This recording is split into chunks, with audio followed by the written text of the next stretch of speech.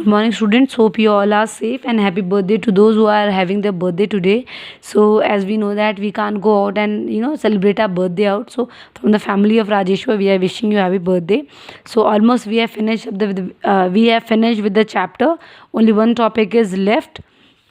So which we are going to read it today. So we are on page number 72 and 73. Please go through the book while reading the notes or writing the notes, so that you should better get the concept from the book or from the notes. जिसमें भी आप comfortable feel करें, you will get. So take both the things together. So the last topic is challenges to free and fair election. This is very important topic, beta. This topic comes in examination for 3 marks or 5 marks. It comes in the form of like what are the challenges of free and fair election or what are the limitations of free and fair election. So please don't get confused कि ma'am तो limitations करवाए ही नहीं, ठीक है. So what makes an election democratic? So we are going to read and understand कि what are the challenges which we face before election or during the elections.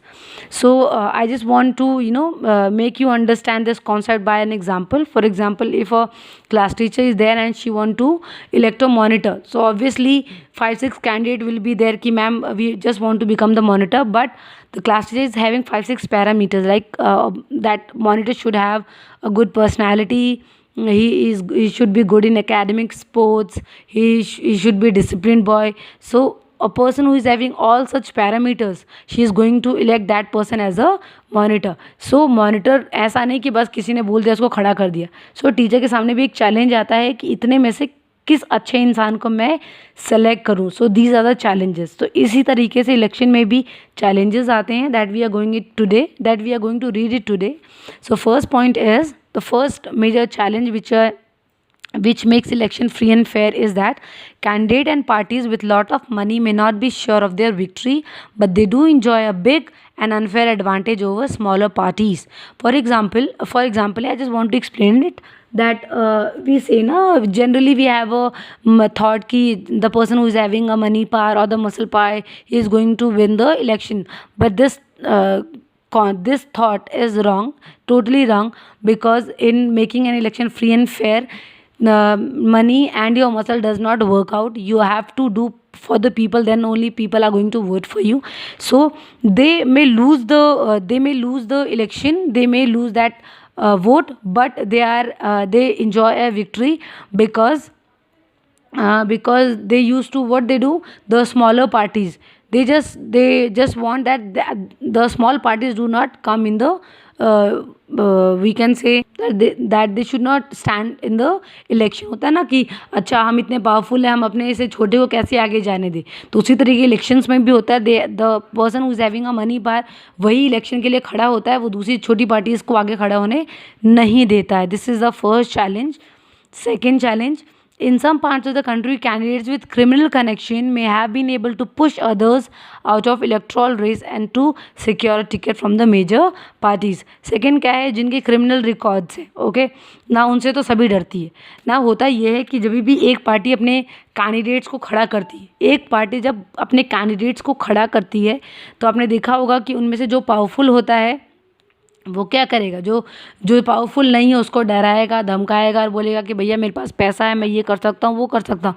तो क्या होगा, जो वीक पार्टी होगी वो बोलेगी चलो ठीक है यार ये तो इतना स्ट्रांग है, मेरे सामने खड़ा ही नहीं हो पाऊंगा. जो पार्टी टिकट है फिर वो किसको मिल जाएगी, एक स्ट्रांग पर्सन को मिल जाएगी जिसका एक क्रिमिनल कनेक्शन है, ठीक है. तो कभी कभार जिनके क्रिमिनल रिकॉर्ड्स होते हैं वो क्या करते हैं, वो इलेक्टोरल रेस में जिनके पावर्स कम होते हैं उनको क्या कर देते हैं, बाहर निकाल देते हैं और टिकट ले लेते हैं.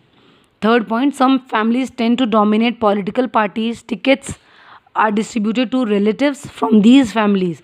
Now, I think ये तो आपने सबने सुना ही होगा कि अगर मैं नेता हूँ तो मैं क्या करूँगा, अपने ही जो रिलेटिव्स हैं या अपने फैमिली मेम्बर्स हैं उन्हीं को पार्टी टिकट देता रहूँगा ताकि पूरी की पूरी क्या हो जाएगी, जो आपकी जो पुश्ते हैं वही बस पॉलिटिकल में पॉलिटिकल पार्टीज़ का हिस्सा बनती जा रही है. I think one best example is Lalu Yadav. You must be knowing that when he was there, then after him his wife was there, then फिर उसके बच्चे आ गए, सारे के सारे पॉलिटिकल सब के सब पॉलिटिक्स में आ गए.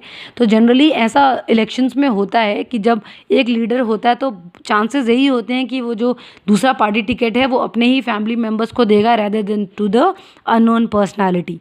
सो this is the major challenge. This is also a major challenge to make a election free and fair. Next point is, very often election offer little choice to ordinary citizens for both the major parties and quite similar to each other both in policies and practices. This is तो I think this exist everywhere. जो ordinary citizens होता है उनको कोई नहीं पूछता है. जो नोन होता है, जिसके पास मनी पावर है, क्रिमिनल कनेक्शंस हैं, सबसे पहले वही आगे निकल जाते हैं. और जो ऑर्डिनरी इंसान होता है जिसकी कोई पहुंच नहीं है, वो जनरली क्या होता है, वो जो इम्पॉर्टेंट पार्टीज़ होती है, मेजर पार्टीज़, उनका हिस्सा नहीं बन पाता है, ना ही उनकी पॉलिसीज़ में, ना ही उनकी प्रैक्टिसेस में.